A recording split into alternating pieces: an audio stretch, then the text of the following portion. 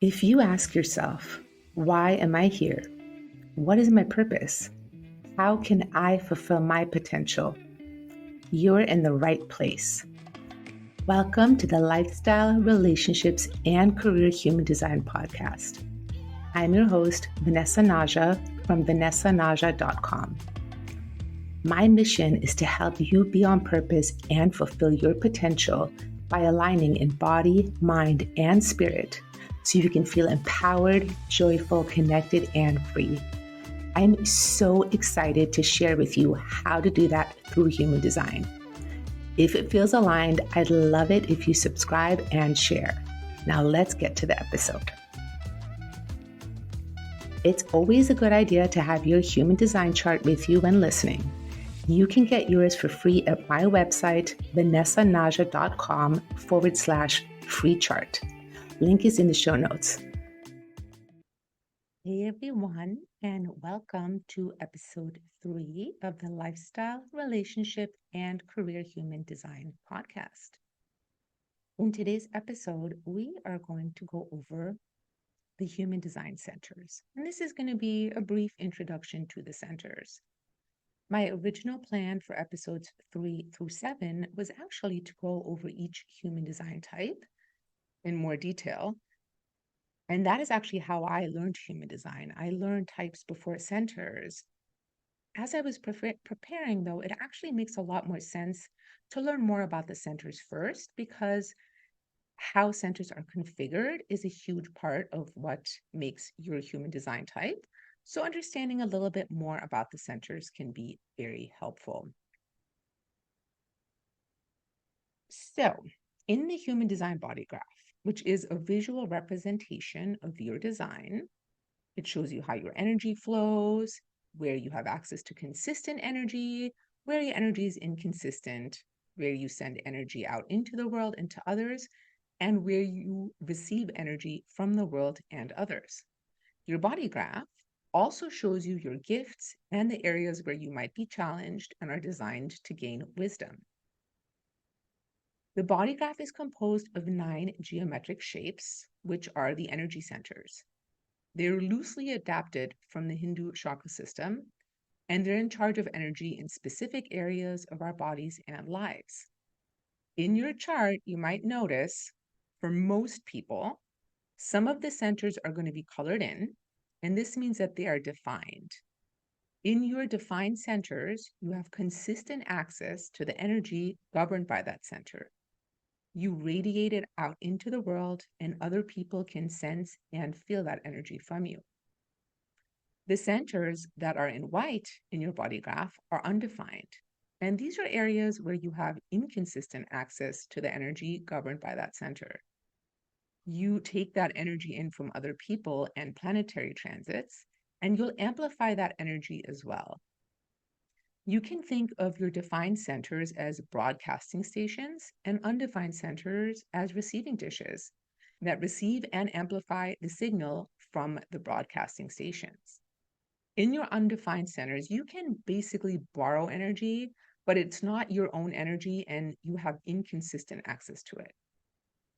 So just to note that every single one of us has everything that is in the chart. We have access to all of it. Some things we have defined and some are undefined. So in some areas, we have consistent access to that energy, and in other areas, the access is inconsistent. And whether you have a center defined or undefined is not good or bad. This is just how your energy operates in that particular center and whether you have consistent or inconsistent access to it. The centers that are defined in your chart are part of your life curriculum and where you will learn lessons within yourself. The undefined centers are areas where you actually learn more through your relationships. These are areas of great potential wisdom for you. And again, this is places where you will really learn through other people. How your centers are configured is a really big part of determining your human design type. As we go over the 9 centers, it's going to be helpful for you to have your chart with you so you can see if they're defined, colored in, meaning you have consistent access to this energy, or undefined, white, meaning your access to the energy is inconsistent. And again, please remember that it isn't good or bad whether you have a center defined or undefined, it's just different and part of what makes you unique. The colors of the defined centers don't necessarily mean anything. So in your defined center, it doesn't matter what the color is. It only matters if it's defined, colored in, or undefined, white. So starting at the top of the chart, we have the crown center. This is the upward facing triangle, and it governs inspiration, thinking, and mental pressure. It is one of two pressure centers in the chart, and it puts us under the pressure to figure things out, to be inspired, and to think. Below that, we have the ajna, and this is the downward facing triangle. It's one of three awareness centers in the chart, and this particular one is about mental awareness. It's where we process information, organize ideas and concepts, and prepare for communicating them when the time is right. Then we have the throat center. This is the square at the top of the chart under the head and ajna. It's the hub of the body graph, and this is the center for communication and taking action. How your throat center is configured is a big part of determining your human design type. Below the throat, we have the diamond shape, which is the G center. It's in the middle of the chart. It governs love, identity, and direction in life. And no one actually knows for sure what the G stands for in G center. Next to the G center on the right side, we have the heart center, and this is also known as the will or ego center. It's a small upward facing triangle, and it is one of four motors in the chart. And motors are centers that drive energy. The heart, ego, will center is responsible for self-esteem, ego, willpower, and self-worth. In the chakra system, we have the heart chakra.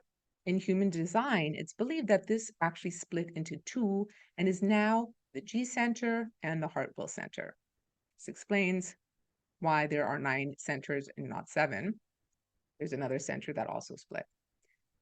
So below the G center, we have the sacral center, and this is the square second from bottom in the chart. This is the most powerful motor in the body, and it's responsible for life force and workforce energy, as well as sexuality and reproduction. How this center is configured is another big part of determining your human design type. Then we have the spleen center, and this is the right pointing triangle on the left of the chart. This is the second of 3 awareness centers, and it governs instinct, intuition, survival, and health. Fears around survival live in this center, and this is about body and health awareness. On the right side of the chart, we have the emotional solar plexus center. This is the left pointing triangle. This is also one of the 4 motor centers, and it's also the third awareness center. So we have a motor and an awareness center, and this is very significant. This governs emotional awareness and spirituality, as well as creativity. And this is where emotional wisdom lies in the chart. In the chakra system, we have just the solar plexus chakra. In human design, it's believed that this area split into the spleen center and the emotional solar plexus center. So again, we have 2 centers that split from the chakra system, the heart and the solar plexus, and this is why we have 9 centers in human design and 7 chakras.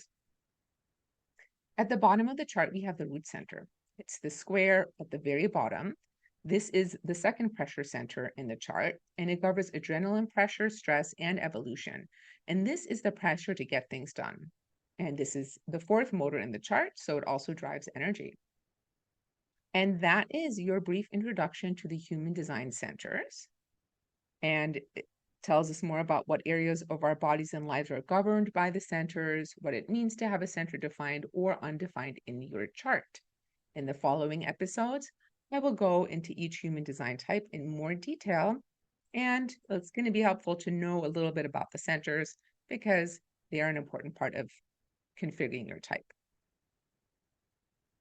And if you're curious and you want to dive deeper into your centers and their definition, I invite you to order your in-depth human design report. In this custom report, I go over your human design type, your strategy, which is how you interface with life, your authority, which is your unique decision-making process, your profile, which is also an important part of how you learn and how you are in relationship. And I also talk about each one of your centers, what they mean and how they are configured, whether they're defined or undefined, and how that relates to relationships with other people. And if you want to dive really deep, I always recommend getting a reading. And I would love it if you book a reading with me. It would be great to connect with you in that way. And the links to order any of these or to book a reading are in the show notes.